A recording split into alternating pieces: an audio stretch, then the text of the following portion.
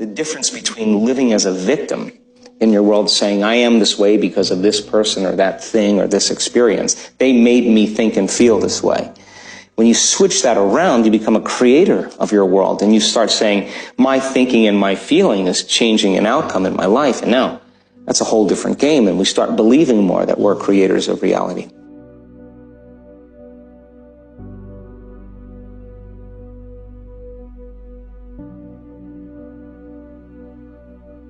People wake up in the morning, they begin to think about their problems.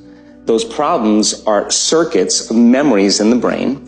Each one of those memories are connected to people and things at certain times and places. And if the brain is a record of the past, the moment they start their day, they're already thinking in the past. Each one of those memories has an emotion. Emotions are the end product of past experiences. So the moment they recall those memories of their problems, they all of a sudden feel unhappy, they feel sad, they feel pain. Now, how you think and how you feel creates your state of being. So the person's entire state of being when they start their day is in the past. So what does that mean? The familiar past will sooner or later be predictable future. If you believe that your thoughts have something to do with your destiny, and you can't think greater than how you feel, or feelings have become the means of thinking, by very definition of emotions, you're thinking in the past. And for the most part, you're going to keep creating the same life. So then people grab their cell phone, they check their WhatsApp, they check their text, they check their emails, they check Facebook, they take a picture of their feet, they post it on Facebook, they tweet something, they do Instagram, they check the news, and now they feel really connected to everything that's known in their life. And then they go through a series of routine behaviors. They get out of bed on the same side, they go to the toilet, they get a cup of coffee, they take a shower, they get dressed, they drive to work the same way, they do the same things, they see the same people, they push the same emotional buttons, and that becomes the routine, and it becomes like a program. So now they've lost their free will to a program, and there's no unseen hand doing it to them. So when it comes time to change, the redundancy of that cycle becomes a subconscious program. So now, 95% of who we are by the time we're 35 years old is a memorized set of behaviors, emotional reactions, unconscious habits, hardwired attitudes, beliefs, and perceptions that function like a computer program. So then a person can say with their 5% of their conscious mind, I want to be healthy, I want to be happy, I want to be free. But the body's on a whole different program. So then how do you begin to make those changes? Well, you have to get beyond the analytical mind, because what separates the conscious mind from the subconscious mind is the analytical mind.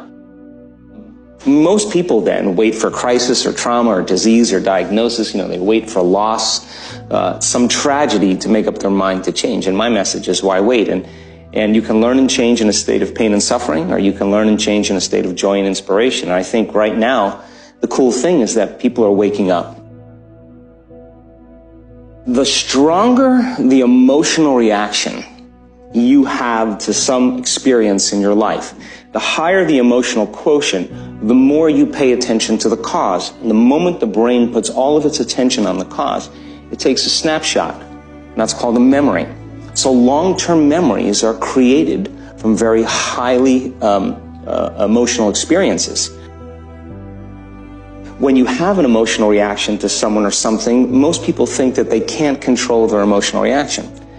Well, it turns out if you allow that emotional reaction, it's called a refractory period, to last for hours or days, that's called the mood. I say to someone, hey, well, what's up? You say, I'm in a mood. Well, why are you in a mood? Well, I had this thing happen to me 5 days ago, and I'm having one long emotional reaction. If you keep that same emotional reaction going on for weeks or months, that's called temperament.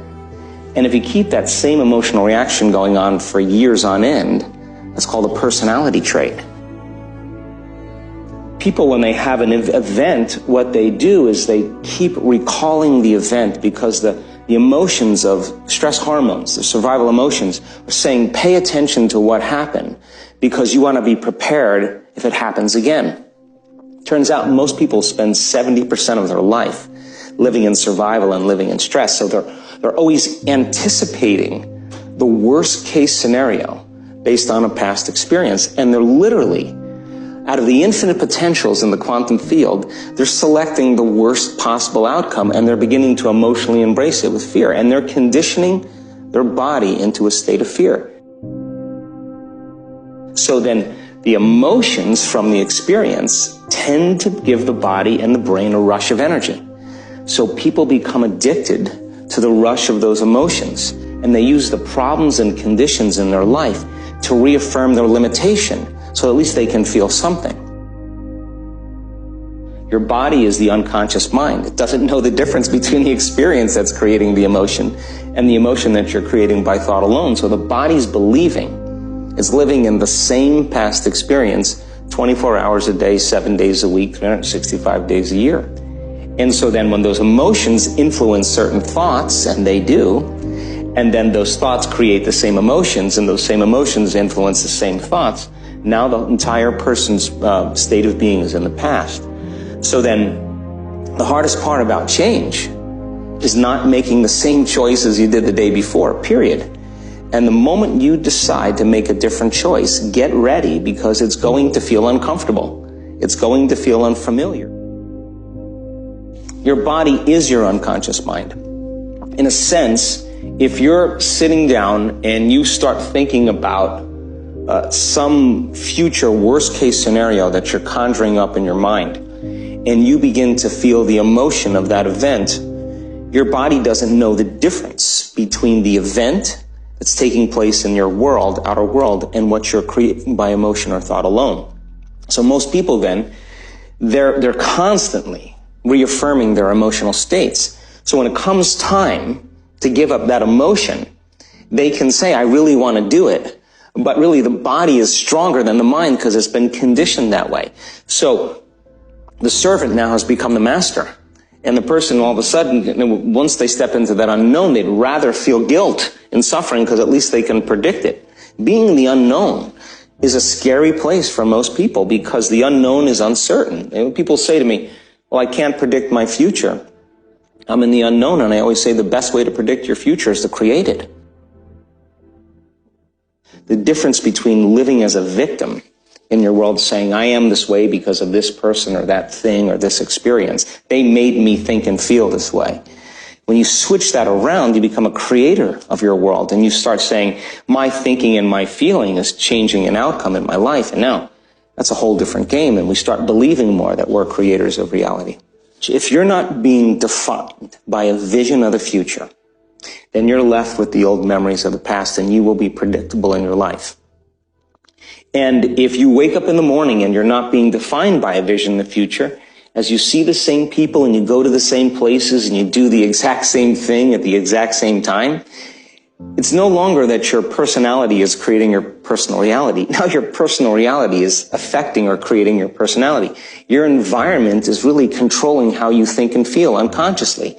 Because every person, everything, every place, every experience has a neurological network in your brain. Every experience that you have with every person produces an emotion. So some people will use their boss to reaffirm their addiction to judgment. They'll use their enemy to reaffirm their addiction to hatred. They'll use their friends to reaffirm their addiction to suffering. So now they need the outer world to feel something. So to change then is to be greater than your environment, to be greater than the conditions in your world. And the environment is that seductive. So then why is meditation the tool? Well, let's sit down, let's close our eyes. Let's disconnect from your outer environment. So if you're seeing less things, there's less stimulation going to your brain. If you're playing soft music or you have earplugs in, less sensory information coming to your brain, so you're disconnecting from your environment. If you can sit your body down and tell it to stay like an animal, stay right here. I'm going to feed you when we're done. You can get up and check your emails. You can do all your texts. But right now, you're going to sit there and obey me. So then, when you do that properly, and you're not eating anything or smelling anything or tasting anything, you're not up experiencing and feeling anything, you would have to agree with me that you're being defined by a thought, right? You're telling the body it's no longer the mind, that you're the mind. And now your will is getting greater than the program. And if you keep doing this over and over again, over and over again, over and over again, just like training a stallion or a dog, it's just going to say, I'm going to sit. And the moment that